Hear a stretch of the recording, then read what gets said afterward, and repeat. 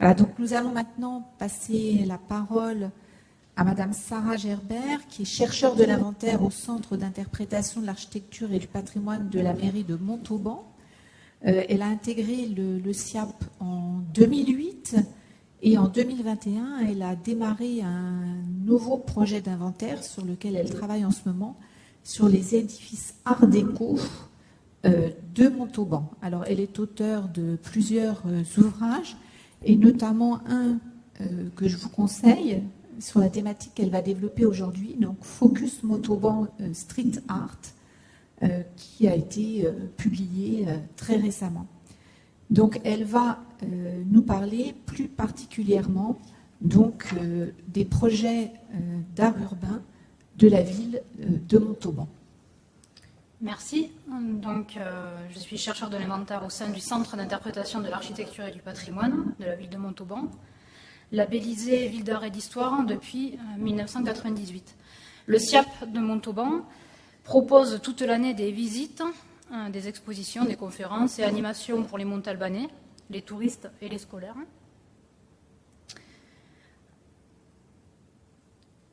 Et le SIAP réalise également diverses brochures à destination du public. Alors des brochures parcours dédiées à la présentation générale de la ville, ou les brochures explorateurs destinées au jeune public. Et enfin la série Focus, à ne pas confondre avec la collection régionale, bien entendu. Cette dernière permet de s'attarder sur des thématiques diverses, un édifice particulier de la ville, un fait historique précis, un artiste local. Et j'ai la charge aujourd'hui, au sein du service, de concevoir le contenu de cette collection aux sujets divers et variés que ma collègue Gaëlle, en fait, met en page. Les brochures sont ensuite disponibles pour le public, au SIAP ou dans les offices de tourisme et dans d'autres lieux culturels de la ville. Alors, le choix du sujet street art, en fait, alors généralement, le choix que l'on fait pour les sujets de ces brochures est collégial et nous répondons aussi aux besoins d'autres services de la ville qui nous fait part de demandes particulières. Donc, on peut être amené à rédiger, par exemple, donc une brochure sur le théâtre municipal, sur le muséum d'histoire naturelle ou encore le musée Ingres-Bourdelle. Ici, le choix des sujets traités, le dernier sujet traité sur le street art, en fait, résulte d'un contexte favorable. Déjà, l'engouement général pour l'art urbain de ces 10 dernières années, qui devient un phénomène mondial, qui est véhiculé par les médias, les artistes eux-mêmes, les marchands d'art et les institutions. À Montauban, on a la présence, en fait, depuis 2009, on a des œuvres en fait, qui ont été commandées à des pionniers de l'art urbain. J'y reviendrai tout à l'heure. Nous avons eu récemment l'installation de la galerie d'art Hall 82, née de la collaboration entre Cédric Lascour, co-créateur de l'exposition événement Mister Freeze à Launaguet, et de Marie-Josée Duprat, gérante du parc commercial d'Aussonne. Donc ce hangar commercial est devenu un lieu permanent de la culture urbaine, donc il rayonne régionalement. Nous avons eu la réouverture, là je reviens sur la ville, nous avons eu la réouverture du musée Ingres-Bourdelle en 2019, et ça pèse aussi dans la balance de ce contexte en fait. Et depuis quelques années, beaucoup de villes, et ça vous le savez, en quête d'attractivité, font des commandes publiques d'œuvres street art, et Montauban s'est lancé dans ce type de projet. Donc l'Office de tourisme et le SIAP, qui étaient bien avant ce contexte déjà sollicité, notamment à cause grâce à l'exposition Ingres et les modernes qui a été ouverte en 2009, là, forcément, l'arrivée de nouvelles fresques monumentales, certes des commandes sur des pignons d'immeubles en voie de requalification, n'a fait que démultiplier les questions, les envies de découverte et a refait un appel d'air, et l'Office de tourisme a sonné l'alerte. Il fallait absolument sortir une brochure sur le street art. Alors, le rôle du SIAP, c'est d'accompagner les habitants,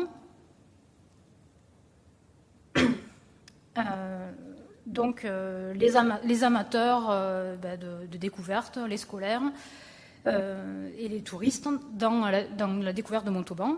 Donc nous avons créé une visite guidée. Là, vous voyez notre guide conférencière Marion Tillier, qui a bien déblayé le sujet sur l'art urbain à Montauban, qui a fait donc ses premières visites sur ce thème-là à l'automne 2021. Nous avons sorti donc la brochure Focus Patrimoine à l'occasion de la première édition du festival de dessin organisé par la ville au mois de mai 2022. Et nous travaillons actuellement sur la création d'une visite pédagogique et d'un livret pédagogique sur le thème du street art également. Nous avons décidé collégialement que la brochure et la visite guidée ne devaient pas être un simple support d'itinéraire qui téléguide le visiteur uniquement vers des œuvres commandées dans l'espace urbain. Et avant de découvrir ces fresques monumentales, les plus récentes, nous devions d'ouvrir plus largement le sujet. Nous devions aussi d'interroger les artistes, de revenir aux origines de ce phénomène que l'on nomme aujourd'hui street art, mais qui en fait n'est que l'évolution de l'art urbain, c'est le nom qu'on lui donne plutôt aujourd'hui, mais dans les médias, de tenter d'en donner une définition pour le grand public, adaptée pour le grand public, surtout de ne pas oublier de faire le lien avec l'histoire de la ville, parce que c'est le cœur de notre travail, l'histoire urbaine de Montauban, et de faire un lien aussi avec les acteurs, tisser des liens avec les acteurs du graffiti, et pas uniquement dans la discipline donc, de la peinture à la bombe, de faire découvrir les autres disciplines artistiques qui recouvrent aussi le street art. L'art urbain permet de découvrir des quartiers, des rues dans lesquels nous n'avons pas l'habitude de faire passer les visites guidées en temps normal. Et nous devions donc de faire découvrir les autres œuvres un peu cachées. Les œuvres sélectionnées, donc, elles permettent d'appréhender comment l'art urbain, le graffiti, ont pu se transformer dans notre société, la variété des techniques, la grande variété des artistes et des messages portés aussi. Et je vous propose là d'en découvrir quelques-unes de ces œuvres dans l'ordre de progression présenté dans la brochure que vous pourrez récupérer aussi ici sur place. Donc voici la voie La Doumègue. La voie La Doumègue est le chemin qu'empruntent de nombreux collégiens et lycéens de Montauban. Cette voie a été créée sur un ancien ruisseau de la ville qui a été busé. Il est situé en contrebas d'habitation. La voie fait près de 400 mètres de long. Elle est bordée de part et d'autre par de longs murs donc de soutènement appartenant à des propriétés privées. La rue se situe loin des regards et elle est depuis plus d'une quarantaine d'années un lieu dans lequel s'expriment les graffeurs, les amateurs d'un jour aussi. Ces murs recueillent des messages, des pièces ou fresques. Une galerie, c'est une galerie en perpétuel mouvement. C'est ici que nous faisons débuter notre visite guidée street art et le parcours de notre brochure. C'est un lieu idéal. Il permet de remonter à l'origine du phénomène que fut le graffiti, de parler à nos visiteurs d'art spontané, souvent illégal, du graff libre, même si parfois il y a une entente voulue entre propriétaires et artistes, ça peut arriver. D'aborder divers sujets de société, des sujets de contestation, notamment je pense à plusieurs affichages féministes qui ont pu recouvrir ces murs, mais également des sujets d'actualité, le réchauffement climatique, des allusions à des faits d'actualité comme les violences policières. Notamment, on avait il y a quelque temps une représentation en lien avec les violences policières américaines. Donc, c'était un hommage à George Floyd. Donc, c'est ici qu'on prend la température en fait des tendances, des influences. Et dans la voie La Doumègue, on capte l'air du temps. Voilà, on aborde aussi avec les visiteurs l'œuvre du temps. Les pièces et les fresques sont soumises, bien entendu, aux détériorations, au recouvrement. Donc c'est ici qu'on discute avec nos groupes ou les scolaires d'éphémérité dans l'art, par exemple. On aborde à cet endroit aussi la variété des styles, des références populaires. Et ce qui est satisfaisant quand on fait découvrir cet endroit, c'est d'avoir bien le nez sur les œuvres. On y voit les détails, et puis si on veut toucher, ma foi, bien on peut toucher. Les guides ont pris l'habitude, avant de commencer une visite guidée, de venir vérifier à chaque fois quelles fresques ou quels décors, quels messages sont portés sur les murs, parce que forcément ça modifie les sujets abordés pendant la visite guidée avec les personnes. Voilà. La brochure que nous avons créée permet principalement d'aller découvrir des œuvres en centre-ville que les visiteurs peuvent voir depuis l'espace public, bien que notre petit travail de recherche nous ait amené à trouver d'autres pépites. Nous connaissons l'existence d'autres œuvres remarquables libres dans des friches industrielles, sur des terrains militaires parfois, sur des propriétés privées, mais celles-ci, bon, malheureusement, nous ne pouvons pas les montrer, mais bon, nous les avons archivées voilà, par souci de... pour les archiver tout simplement, parce que forcément elles sont amenées à disparaître, donc c'est notre travail aussi d'en garder le souvenir. Cette médiation autour de l'origine du graphe et au passé de Montauban dans le domaine n'aurait jamais pu être abordée sans l'aide d'Alexis Diemer, alias Tigre. Donc c'est un graffeur montalbanais qui nous a ouvert la boîte de sa mémoire, ses albums photos. Il nous a parlé de technique, il nous a enseigné le vocabulaire aussi, il nous a parlé de style, des différentes écoles et influences. Il a pu nous raconter son parcours de graffeur dans les années 90, puisqu'il était adolescent, fan de rap et hip-hop à l'époque. Mais il a pu aussi témoigner de ce qu'il avait observé dans la ville dans sa jeunesse, et de ce qu'avaient fait ses prédécesseurs. Il nous a décrit la culture alternative locale de la fin des années 80 et début 90, qui a marqué par endroits les murs de la ville, la mode des pochoirs apparue dans une ambiance alors qui était plus punk et new wave selon les goûts. Il nous a cité le nom d'un précurseur, selon lui donc du graffiti dans le sud-ouest de la France, qu'il a appelé donc looping. Looping, en fait, l'a beaucoup marqué. Il avait réalisé une fresque qui s'intitulait Jungle Groove, donc non loin des galeries Lafayette de Montauban. Et c'est ce qu'il a. Il raconte que c'est ce qui l'a incité à poursuivre lui un peu cette œuvre-là et de réaliser ses propres graffitis sur les murs de Montauban. Looping est effectivement cité dans le milieu comme un précurseur du graphe, et c'est une enquête aussi qu'on aimerait pousser, savoir ce qu'est devenu looping.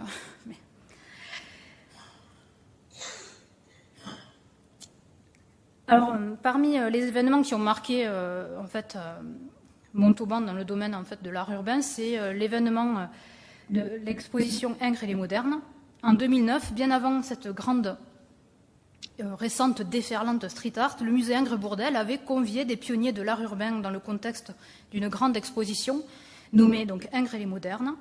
Et les artistes à ce moment-là devaient réfléchir à ce qui leur inspirait de la modernité chez Ingres. Et donc cette exposition avait été pensée spécialement pour dépasser les limites du musée et envahir la ville, les rues et même les bus de ville. À cette occasion, la ville a reçu, donc parmi les pionniers de l'art urbain, Ernest Pignon-Ernest, qui a réalisé ses dessins au fusain et pierre noire, donc sur papier, qu'il avait collé donc sur la façade de la cathédrale. Cette œuvre fait référence aux vœux de Louis XIII, œuvre d'Ingres conservée dans cet édifice. Et il a représenté à ce moment-là ces anges dans une version sexuée, donc des anges féminins et bien féminins. Ce travail, qui n'a pas marqué de soulever les passions, a abouti donc au saccage de son œuvre dès l'ouverture de l'exposition. Parmi les autres commandes passées donc à ces pionniers de l'art urbain, 2 pochoirs de mystique, donc réalisés dans une petite rue discrète de Montauban. Cette représentation donc de l'odalisque à l'esclave, avec toujours des formules désinvoltes auxquelles ça donnait donc mystique et des jeux de mots brillants. Mystique questionne ici la représentation des femmes dans l'art, et c'est ce que ont fait également en fait les Guerilla Girls, donc collectif new-yorkais aussi invité à réaliser des affiches au message féministe également, qui étaient apposées sur des bus de ville. Enfin, Invader aussi. Donc ces petits extraterrestres occupent encore quelques façades de la ville de Montauban. Certaines ont disparu, ont été volées, arrachées. Et cette évocation, cette première évocation de la source, qui va faire des petits, vous allez voir, beaucoup d'artistes intervenus lors de commandes ont également repris cette source d'Ingres. Donc cette première vague d'œuvres d'art avait déjà suscité l'intérêt des amateurs d'art urbain et éveillé l'intérêt des gens. Alors la nouvelle vague street art, elle commence en 2018.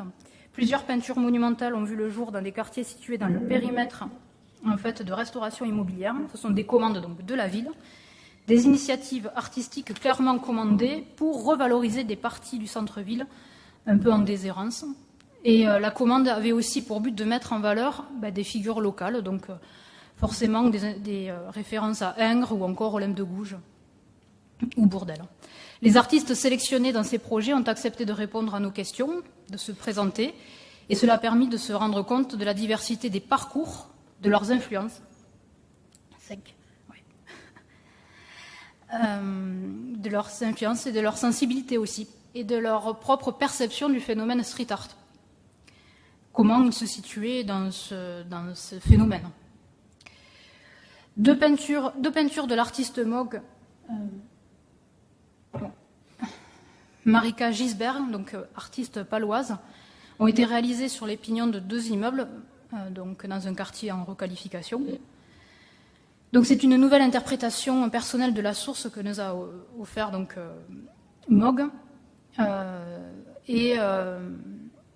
Donc c'est une peinture qui fait son effet dans l'espace urbain parce qu'effectivement elle est quand même assez haute, elle fait 15 mètres de haut. Elle est ultra colorée, donc c'est des pigments fluo très contrastés. C'est une œuvre qui impressionne beaucoup par ses dimensions. Enfin, l'artiste centaure, Nicolas Giraud, les fresques, alors c'est un autre projet en fait piloté, mais cette fois-ci par la direction du développement culturel. Et il rentrait dans la thématique transversale des services culturels de la ville, qui a accompagné la réouverture du musée Ingres. Donc Centaure est un artiste plasticien, son style se rapproche du pop surréalisme, mais vous découvrirez son portrait dans la brochure. Autre œuvre, donc celle de Marie et Clément, qui montre que on peut faire diverses choses. Donc dans le street art, ici une anamorphose sur un skatepark, visible en vue aérienne. De nouveau, c'est la source qui a été choisie dans une version plus géométrisée. Et enfin, je voulais terminer. Alors là, vous avez, si j'allais oublier, Speedy Graffito également dernièrement pour le festival de dessin, la première édition, donc est intervenu une nouvelle fois en interprétant encore la source. Et je voulais donc terminer par cette œuvre donc intitulée Recordando à Manuel Azamia, une œuvre qui n'a pas été commandée. Ce buste peint sur papier du président républicain espagnol Azaña est apparu par magie sur un piédestal abandonné à l'angle de 2 rues de Montauban, face à l'hôpital. Cette œuvre est signée par un certain Primo de Banksy, en référence au plus célèbre street artiste du moment, si on en croit les médias. Pour info, donc le président Azaña s'est exilé pendant la guerre d'Espagne et a terminé ses jours à Montauban en 1940, et de nombreuses associations d'historiens lui rendent régulièrement hommage. Nous avons fait quelques recherches pour comprendre comment cette œuvre était apparue et qui en était vraiment l'auteur. Donc nous avons retrouvé Primo de Banksy, qui est un artiste espagnol, qui de passage à Montauban a été particulièrement touché par la persistance chez nous en fait, du souvenir du président exilé. Il a donc voulu faire son propre hommage. Primo de Banksy détourne ingénieusement en fait, ce piédestal qui était celui d'une sculpture religieuse, disparue il y a très longtemps. Et ce piédestal, il l'a choisi parce que ça donnait un peu plus de solennité à son modèle. Il se trouve aussi que ce petit piédestal se trouve en fait à mi-chemin entre le cimetière urbain où repose Azaña et une place de Montauban en fait baptisée en son honneur. Donc une des particularités du street art, c'est quand même aussi de faire entrer l'œuvre en résonance avec le lieu, et là ça marche parfaitement, et de faire entrer aussi l'œuvre en résonance avec l'histoire. Et le hasard est parfois curieux. Nous avons appris à l'artiste que le quartier dans lequel il avait apposé cette œuvre était aussi celui de nombreuses familles espagnoles ayant fui la guerre civile d'Espagne. Donc une donnée qu'il n'avait pas et que nous avons été contents de partager avec lui. Je vous remercie.